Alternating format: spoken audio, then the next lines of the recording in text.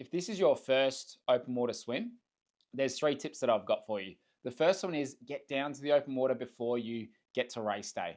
The open water is very different than the pool. There's going to be waves, there's chop, you might have the sun coming up. There'll be a number of different factors that you need to take into account. So the best way to prepare for open water is to make sure that you get down to the open water 2, 3, 4 times before race day. And you can just swim along the shore, make it very safe, and just give yourself that experience of swimming in water that's not flat and calm, because you never know what can happen on race day.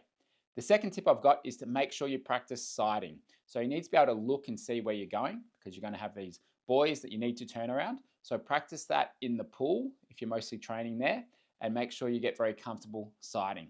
One suggestion I've got there is make sure you practice the sight and then breathe.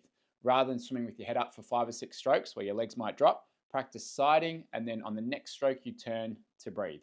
We've got some resources around that that you can use. The other thing that I would recommend is try and get used to swimming around other people.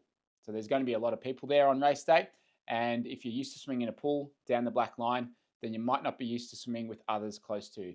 So if you can have a friend or find someone who's happy to swim next to you and have that comfort around having other people around, maybe being in a bit of a pack, then that is one other thing that's going to help you on race day.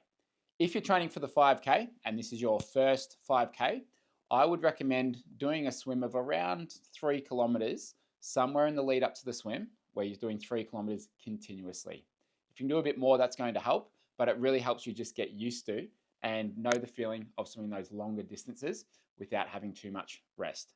Another thing is making sure that you fuel correctly before and also in the morning beforehand. The swim might take you an hour and a half, maybe 2 hours to do the whole thing.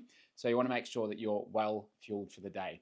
So having a good dinner the night before, making sure you do eat something beforehand, but not too close to the event, that's going to help you make sure you've got that fuel throughout the race.